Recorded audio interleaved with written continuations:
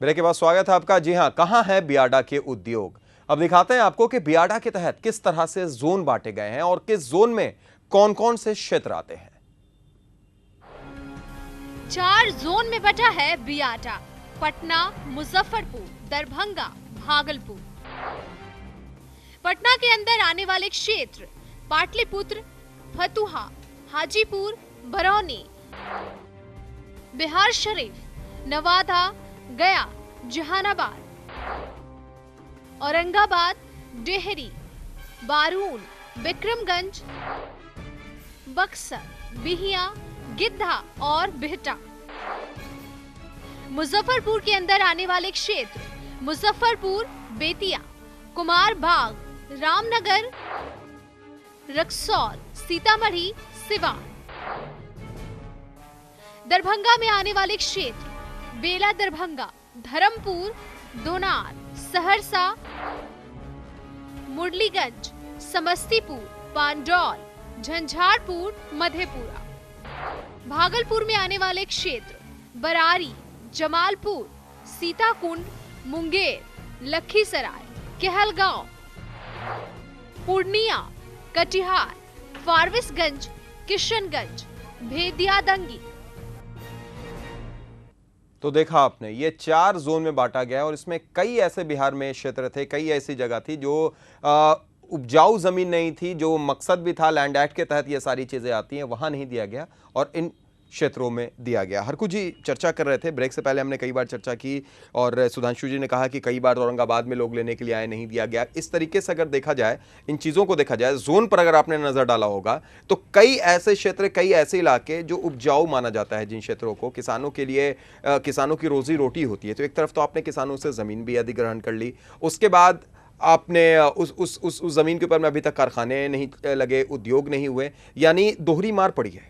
एकदम मार पड़ी है। तो मैं तो अपने ज़िला का, मैं मधुबनी का ही एग्जाम्पल दूंगा जी, कि मधुबनी जिला में 600 एकड़, लगभग 600 से ज़्यादा ही कहा जाए, हमको पूरा रकबा याद नहीं है, पंडोल फार्म था दरभंगा महाराज का, इसमें वेराइटीज ऑफ एग्रीकल्चर्स का जो प्रोडक्ट वहाँ पंडोल आजाद औद्योगिक क्षेत्र हो गया। उस पंडोल को हमारे ही कांग्रेस के रिजिम में, जब जगन्नाथ जी चीफ मिनिस्टर थे वहाँ पर, तो हम कहें ना आपको, जो कांग्रेस ये उद्योग धंधे बैठाने के लिए कांग्रेस के रिजिम में ये चीज़ हो गया। तो वो ठीक हुआ कि भाई उधर कोई उद्योग नहीं है मिथिलांचल में, तो एक उद्योग क्या होता है, स्पैनिंग मिल वहाँ पर लगा। उस पूरे महाराजा के पंडोल फार्म को सरकार ने अपने टेक ओवर कर लिया और उसमें एक स्पैनिंग मिल लगा। स्पैनिंग मिल लगा 85 में, हम लोग जब MLA हुए थे तो मिल साल भर के लिए चला, लेकिन 86-87 के बाद जो मिल बैठा, सो अभी तक 2 सरकार, 15 साल की लालू जी की सरकार चली गई, नीतीश की भी 8 साल की सरकार बीत गई, अभी तो मिल चला नहीं। जमीन बंदर बांट हो गया, इनक्रोचमेंट में चला गया और जस की तस ऐसे। तो क्या आज इन पंडौल के इलाकों में अभी इस पर मेरा सरकार का सुझाव होगा आपके चैनल के माध्यम से जी, कि अभी का जो वर्तमान परिस्थिति है, जो नए टेक्नोलॉजी और ये कंप्यूटर का युग आ गया है, तो एक तो land act government of India में ही अटका हुआ है, जिसमें काफ़ी झंझट हुए थे। आप देखे होंगे कि जो जमुना कॉरिडोर के लेकर के उत्तर प्रदेश में, बिहार में, बहुत सारे प्रांतों में इस तरह का लैंड एक्ट के चलते जो हुआ था, किसानों की भूमि ज़बरदस्ती ले ली जाती है या कौड़ी के भाव में ले ली जाती है। कोर्ट ने भी कई बार चीज़ों को बोला है। उसको जब तक आप कोई एक्ट नहीं बनाइएगा, तो वो अब बिल लंबित है पार्लियामेंट में, अब अभी तो इंट्रोडक्शन नहीं हुआ है, लेकिन सहमति बन गई है, वो आना चाहिए था उससे। लेकिन इस परिस्थिति में मुझे ये कहना है कि जो 4 जोन बना है उसमें तो बिहार का पूरा जोन कवर हो चुका है एकदम सही। अब है कि जो टेक्नोलॉजी युग का जो निर्माण हो रहा है या चल रहा है, उसके अनुसार जहाँ जिस चीज़ की आवश्यकता हो, कि सपोज़ कीजिए कि पटना के पाटलिपुत्रा में हमको IIT का निर्माण हमने किया है, तो IIT से संबंधित जो भी बातें हो तो वहाँ आप उसको दीजिए, तो इसमें कहीं ये नहीं होनी चाहिए कि और उसका सदुपयोग होगा।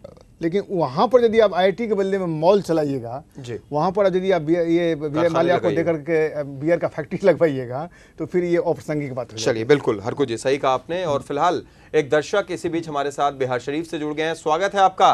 क्या कहेंगे, क्या राय है आपकी? हाँ सर, हम चंदू कुमार बिहार से बोल रहा हूँ सर। जी बोलिए। मेरी राय है सर कि नीतीश कुमार माननीय मुख्यमंत्री को बिहार की जनता ने काफी उद्देश्य से बैठाया था सर गद्दी पर जी, और बिहार के जनताओं के साथ इन्होंने खिलवाड़ करने का काम किया। जहाँ तक उद्योग धंधे लगाने की सवाल है सर, तो बिहार शरीफ से मैं बिलोंग करता हूँ सर, एक भी उद्योग धंधे नहीं है यहाँ।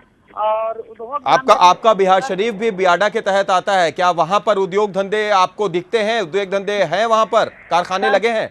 अरे नहीं सर, कोई कोने में नहीं लगाया है। क्या कहे सर, हम तो यहाँ उनके गृह जिला से पढ़ता हूँ सर, फिर भी यहाँ किसी प्रकार का विकास ही नजर नहीं आता। अगले बार मेरा सर जब मुझे वोट देने का पहला अधिकार मिला सर, मेरी उम्र अभी 21 साल है, तो मैंने नीतीश कुमार को वोट दिया था सर।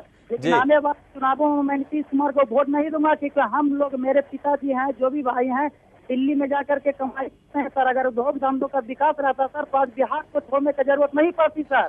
और ये जो है जनता के सर, आने वाले चुनावों में बता दूंगा। और विद्यार्थियों के साथ जो खिलवाड़ कर रहे हैं नीतीश कुमार सर, आने वाले चुनाव नीतीश कुमार को भुगतना पड़ेगा। मैं उनके धरती से बोल रहा हूँ, नालंदा जिला से। चलिए, बहुत बहुत शुक्रिया हमारे साथ जुड़ने के लिए और तमाम बातचीत करने के लिए। तो ये एक जनता थी, और एक ऐसी जनता जो शायद नीतीश कुमार के लिए, सुशासन की सरकार के लिए सुधांशु जी एक आईना दिखा रही थी कि उनकी हिमायती थी कभी, और आज वो कह रही है कि शायद मैं दोबारा ऐसी गलती नहीं करूंगा। स्वाभाविक है, एक गलती करने के बाद सीख लेता है। और उनके नालंदा से ये बोल रहे हैं, जहाँ से वो मुख्यमंत्री जी जिनका घर आता है, जहाँ से वो लोकसभा भी लड़ते रहे हैं, और वहाँ से वहाँ की जनता ये दर्द है। मैं कहना चाहता हूँ कि नया उद्योग लगाने की बात अब इस सरकार को करनी नहीं चाहिए। जो पुराने उद्योग हैं, मैं भागलपुर ज़िले से आता हूँ, भागलपुर में एक उद्योग था सिल्क उद्योग, और सिल्क उद्योग भागलपुर जो वर्ल्ड फेमस था, भागलपुर का सिल्क, उसके उद्धार के लिए आपने क्या किया? आज तक कोई पहल नहीं की आपने। वहाँ हथकरघा, वहाँ बुनकर बहुत सारे अंसारी लोग हैं जो बुनकर हैं, और हथकरघा उद्योग भी वहाँ चलता है, लेकिन उसको बिजली मुहैया आप नहीं करा पाते हैं। और आप नए उद्योग कैसे लगाइएगा? आप कहते हैं कि नए उद्योग के लिए हमारे पास पैसा नहीं है, केंद्र दे। पैसा तो घोटाला आप कर रहे हैं। ये बियाडा की सीबीआई जांच के लिए हम लोगों ने कहा था, क्योंकि वो नियम को बदलकर वो पॉकेट से नियम निकाल के अपने लोगों को रेवड़ियां उन्होंने बांटा था। हम लोगों ने डिमांड किया था कि इसकी जांच सीबीआई से होनी चाहिए। सीबीआई जांच की बात ही क्या है, जब दूध का दूध पानी का पानी सामने है, सुप्रीम कोर्ट का फैसला आने वाला है, तो इसमें तो जांच की बात ही नहीं। तो फिर ये जांच अपने मातहत लोगों से, अपने पदाधिकारियों से अपने फेवर में जांच करा के रिपोर्ट देने की आवश्यकता क्या थी इनको? ये इस तरह से करते हैं, तो आने वाला समय इसको बताएगा। अब देखिए, इनको बिहार में विकास का ये ढिंडोरा पीटते हैं, करते क्या हैं? क्या जरूरत थी? जब बिहार में गरीबी इतना है, बिहार के लोग भुखमरी के शिकार हैं, कुपोषण के शिकार हैं, बेरोजगारी के शिकार हैं, बाहर जा रहे हैं, और ये एक विधानसभा के रहते इतनी अच्छी बिल्डिंग, हमको लगता है कि पूरे देश में जितने भी राज्य हैं, हर जगह की विधानसभा से बेहतर में से एक बिल्डिंग बिहार विधानसभा की है। इसके बावजूद अरबों रुपया लगा के एक नई बिल्डिंग अलग से बनवाना, वो पैसा अगर गरीबों के लिए कुछ काम करते, योजना बनाते, तो उसका तो बिहार में ये बाहर से जो लोग आएंगे वो तो देखेंगे इस बिल्डिंग को और कहेंगे बिहार विकास के रास्ते पर जा रहा है, नीतीश ने बढ़िया काम किया। लेकिन सच्चाई है, उस विकास से यहाँ के गरीबों को लाभ कितना मिल रहा है? सुधांशु जी, यानी कुपोषित चेहरे पर पाउडर लगाकर आप ये दिखा रहे हैं कि स्वस्थ है। पेटे अन्न नहीं मुखे पान, ये कहावत है, पेटे अन्न नहीं मुखे पान। तो ये मुंह में पान खिला के लोग बताना चाह रहे हैं देश दुनिया को कि यहाँ के लोगों मैंने कितना, लेकिन पब्लिक है ये सब जानती है। सुधांशु जी, ये भी याद रखिए। आरा से एक दर्शक इसी बीच आलम हमारे साथ जुड़ गए हैं। स्वागत आलम साहब, क्या कहेंगे आप? जी हाँ, नमस्कार। जी नमस्कार, बोलिए आलम जी। जी, मैं कहना चाह रहा हूँ सर कि आपके चैनल के माध्यम से जी मैं माननीय मुख्यमंत्री जी से ये जानना चाहता हूँ जी कि बियाडा की तरफ से जो के आरा ये दीघा में है, जी जितनी के फैक्ट्री के लिए जमीन आवंटन की गई, जी उसमें सराय बोतली प्लांट के जितनी भी और भी जो जमीनें हैं, सिर्फ बोर्ड लगकर जी यूं ही उसकी खानापूर्ति की जा रही है जी। और किस तरह से इन्होंने अपने चहेतों को या फिर इनके बेहिया औद्योगिक क्षेत्र की बात कर रहे हैं आप आलम जी? जी हाँ, औद्योगिक क्षेत्र की बात कर रहे हैं। आरा का गीधा है बियाडा, जी जी जी जी जी, उसी की बात मैं कर रहा हूँ जी, कि उद्योग के नाम पे ये सारी जमीन को, उपजाऊ जमीन को अधिग्रहण करके, जी जबकि वो उपज वाली जमीन थी, जी, वहाँ सारे किसान की खेती होती थी जी, और उसको इंडस्ट्री इलाका घोषित करके, और ना ही कोई इंडस्ट्रीज आया, ना कोई बहुत पहले टाटा का भी बोर्ड लगी हुई, बस यही बोर्ड लगी हुई है। आज से करीबन 10 साल से मैं देख रहा हूँ। जी। 8 साल नीतीश जी के लिए आया हुआ जी। लेकिन अभी तक उस पर भी कोई काम नहीं, बस यही खाली फॉर्मेलिटी पूरा की गई। चलिए, फॉर्मेलिटी सिर्फ पूरा की गई, बोर्ड लगा दिया गया। बहुत बहुत शुक्रिया हमारे साथ जुड़ने के लिए आलम साहब और अपनी राय रखने के लिए। तो निश्चित तौर पर ऐसी कई जगह की तस्वीरें हैं और हरकू जी जिस तरीके से इन्होंने कहा बिल्कुल ये सही है कि औद्योगिक क्षेत्र में कई सालों से, इन्होंने कहा कि कई सालों से मैं देख रहा हूं जमीन ऐसा ही पड़ी हुई है। एक वो जमीन थी जहां पर सिंचाई होती थी, उसको अधिग्रहण किया गया औद्योगिक क्षेत्र के लिए, बोर्ड लग गया, काम नहीं शुरू हुआ। तो मैंने कहा ना कि और नियम के मुताबिक ये भी आपको ध्यान दीजिए कि 6 महीने के अंदर अगर आप काम नहीं शुरू करते हैं, उत्पादन शुरू करना, नहीं तो रद्द हो जाएगा। तो वही ने कहा कि जिस नीतीश कुमार के राज्य में जब हम लोग, मान लीजिए हमारी राज चली गई, 15 साल लालू जी की राज चली गई, जब इन्होंने नई औद्योगिक 2006 में नीति बनाया था तो आपने संशोधन किया उसमें, संशोधन किया। यही ब्यूटी यही है कि सुशासन और संशोधन, लॉ एंड ऑर्डर, सारा आपने देश को चमक दिमाग दिखा करके अपना पॉपुलैरिटी ले लिया। लेकिन बिहार की जनता को क्या दिया? तो ये कहने का मूल मेरा मंत्र है कि आपने जो नई नीति लागू की है उसका अमल तो भी आप करवाइए ठीक से, वो अमल भी नहीं हो रहा है। अमल में यही मैंने कहा कि जो फिर पुनः रिपीट कर रहा हूँ कि जो ज़मीन आपका अभी भी उपलब्ध है, जिसको किसान को आप पैसा दे चुके हैं, उससे कम से कम ज़मीन एक्वायर करवाइए, नंबर 1। नंबर 2 कि जो जहाँ की उपयोगिता, जैसे आप नालंदा यूनिवर्सिटी का आपने निर्माण किया है, विश्व स्तरीय नालंदा यूनिवर्सिटी का, जी, ये क्या नाम है, शिक्षा जगत का एक विश्व पैमाने पर ये हो रहा है एकदम से। अब वहाँ जो बिहार शरीफ और नालंदा में जो बेड़ा की ज़मीन हो या सरकार की अन्य कोई ज़मीन हो, तो उस ज़मीन का सदुपयोग अब उस कंसर्निंग में आप कीजिए, जो वहाँ पर वहाँ करने के लिए हमें क्या क्या चीज़ की ज़रूरत पड़ेगी या कोई औद्योगिक ऐसा ग्लोबल टेंडर दीजिए कि साहब आप जो कोई उद्योग जगत यहाँ आना चाहता है इससे संबंधित काम करने के लिए, तो अपना ये काम करावे।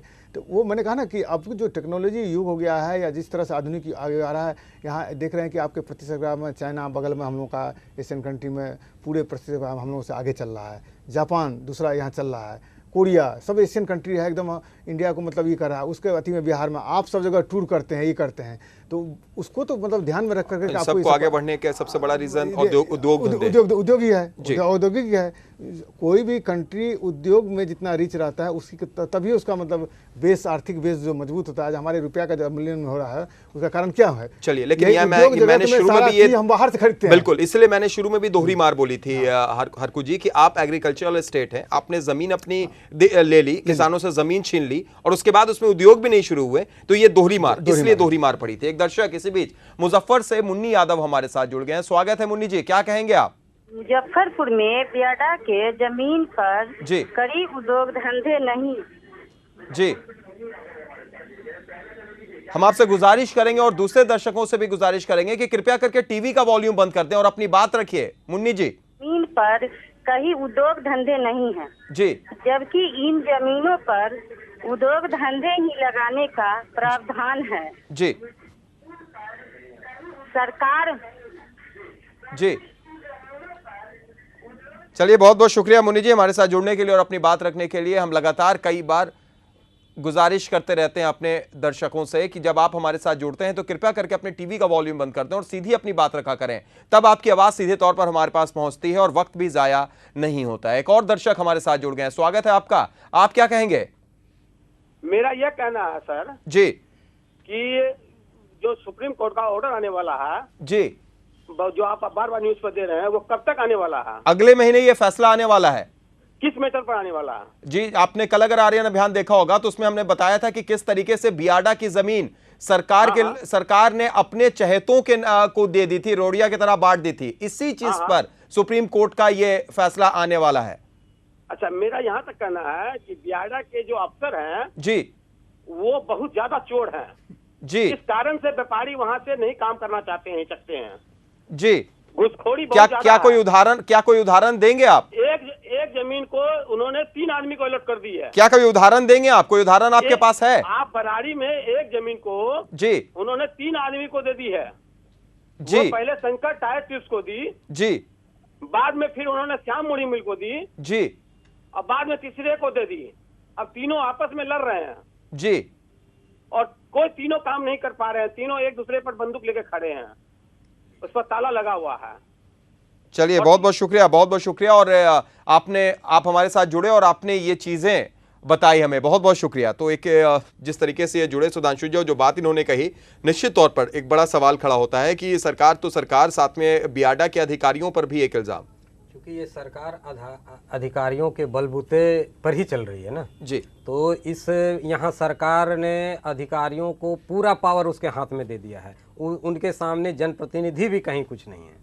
ऊपर से लेके सांसद से लेके त्रिस्तरीय पंचायत तक के जनप्रतिनिधियों की कोई भूमिका कहीं कुछ नहीं है। वो शून्य है, उसके हाथ का पावर शून्य है, सारा पावर पदाधिकारी। तो अब पदाधिकारी को ज़्यादा पावर मिल गया तो चाहे वो बियाडा के हो या किसी अन्य विभाग के हो, तो वो अपने हिसाब से मनमानी करता है, उसको पब्लिक के बीच में जाना नहीं होता है। तो वो एक जमीन को, अब वो बता रहे हैं कितना हास्यास्पद है, एक जमीन तीन लोगों को दे दिया और तीनों बंदूक राइफल लेके वहां पर खड़ा है कि ये जमीन मेरा है तो मेरा है तो मेरा है। अब इसमें किसकी भूमिका होनी चाहिए? सरकार क्यों नज़रबंद किए हुए? सरकार कर क्या रही है? और इसी सब मामले पर ये मामला जितना भी होता है सब कोर्ट में पहुंच जाता है, हाई कोर्ट हो, सुप्रीम कोर्ट हो और सुप्रीम कोर्ट से। इसलिए ये घोटालों की ये सरकार है। जिस तरह से गर्भाशय घोटाला हुआ, इस सरकार के गर्भ में गर्भ का अगर ऑपरेशन करिए ना तो इतने घोटाले इस 8 साल में आएंगे कि मैंने कहना मुश्किल होगा। ये सिर्फ घोटालों की सरकार है, हर चीज़ में घोटाले घोटाले चल रहे हैं। मैं अब कहना चाहूँगा कि ये सरकार अब नए उद्यमियों को आमंत्रित करने की कोशिश नहीं करे, ग्लोबल मीट और करके जनता के पैसा को खर्च न करे, बल्कि बिहार में जो पहले से चल रहा है, जो पहले से उद्योग धंधे चल रहे हैं, उस पर ही अगर अपना पैसा खर्च करके उसको बेहतर बनावे तो एक चेहरा चमकेगा सरकार का कि इन्होंने इस मरणासन जो बिल्कुल डूबने के कगार पर उद्योग था उसको ऊपर उठाया है। और तब बिहार के बाहर के लोग जो उद्यमी हैं, जो पूंजी निवेश करना चाहते हैं, उनके सामने भी एक एग्जाम्पल जाएगा कि अब इसमें सरकार के साथ साथ शायद हमारा भी कसूर है, विपक्ष का भी कसूर है। जिस तरीके से आपने कहा, भागलपुर से आप ताल्लुक रखते हैं, भागलपुर आपका क्षेत्र है और वहां का सिल्क कभी वर्ल्ड फेमस हुआ करता था, तो क्या उनके हक दिलाने के लिए आपने, आपकी पार्टी आगे बढ़ी? जितनी बार पार्टी ही नहीं जी, हम जिस वक्त जनता दल यूनाइटेड के विधायक हुआ करते थे और भागलपुर में मुख्यमंत्री जाते थे, वहाँ जो बुनकर लोग होते थे वो भी आके मुख्यमंत्री को मेमोरेंडम देते थे।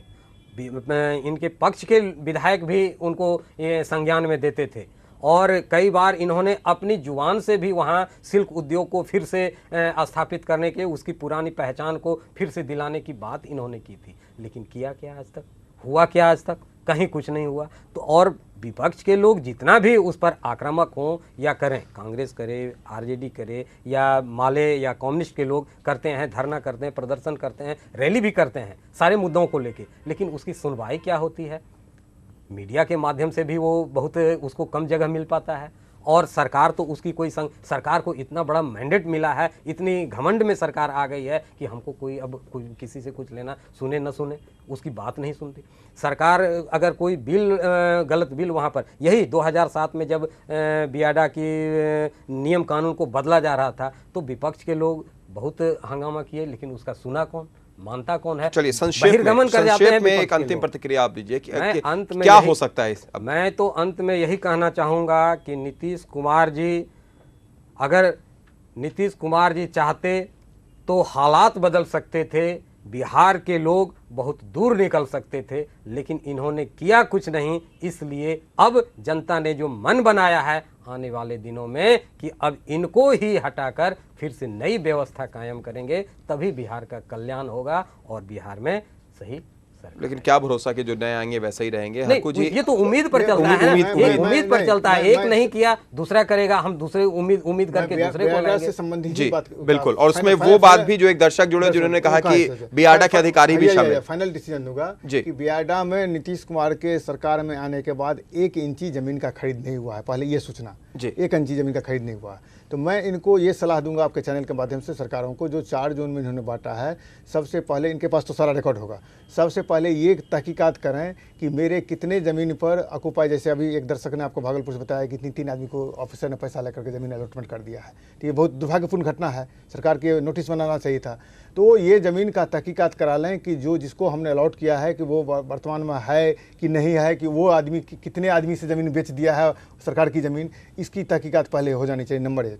नंबर 2 कि यदि आप नहीं औद्योगिक विकास करना चाहते हैं तो जिस किसान से आप ज़मीन लिया है उस किसान को सम्मान ज़मीन उसको लौटा दें और कहें कि तुम अपना खेती करो, जब हमें आवश्यकता पड़ेगी तो मैं तुमको ज़मीन लूंगा। तो कम से कम तीसरा आदमी उस पर रहे और दोहरी मार जो पड़ रही है कम से कम ये ना पड़े। यही मेरा सुझाव है। चलिए, एक चीज मैं और कहना चाह रहा हूँ, वक्त की मजबूरी है, बिल्कुल संक्षेप में, बिल्कुल संक्षेप में एक चीज और कहना चाह रहा हूँ कि बिहार से बाहर के जितने लोगों को बुलाते हैं, कई बिहार के लोग हैं जो हाजीपुर के लोग हैं और चर्म उद्योग लगा के चमड़ा का फैक्ट्री लगाए हुए हैं पश्चिम बंगाल में। अगर इनका ये उनको प्रोत्साहित करें, उनको प्राथमिकता दें तो पलायन भी रुकेगा और बिहार से बाहर जाके जो उद्योग वो लगा रहे हैं बिहार में लगाएंगे। स्वयं हाजीपुर के रहने वाले हैं, हाजीपुर में आप जमीन, कई ऐसे लोग, आप तो एक उदाहरण दे रहे हैं, पूरे बिहार में ऐसे कई लोग मिल जाएंगे, तो ये प्लान भी रुकेगा अगर उन्हें प्रोत्साहन दें। और फिर मैं वही कहूंगा कि ये सारा मकसद बियाडा का था जो अपने से भटक रहा है और उसकी वजह सरकार कहें या बियाडा के अधिकारी कहें, सिर्फ यही निकलकर सामने आ रही है।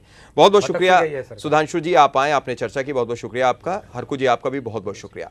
आप तमाम दर्शकों का भी बहुत बहुत शुक्रिया कि आप हमारे साथ इस चर्चा में जुड़े और इस कार्यक्रम के बारे में अपनी राय आपने दी।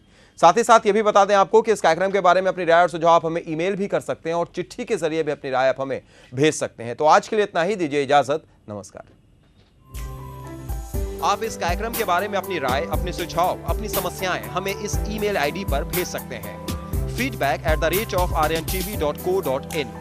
पत्र भेजने का पता है संपादक RNTV, 306 Maharaja Kameshwar complex, Fraser road, Patna 8,01,000।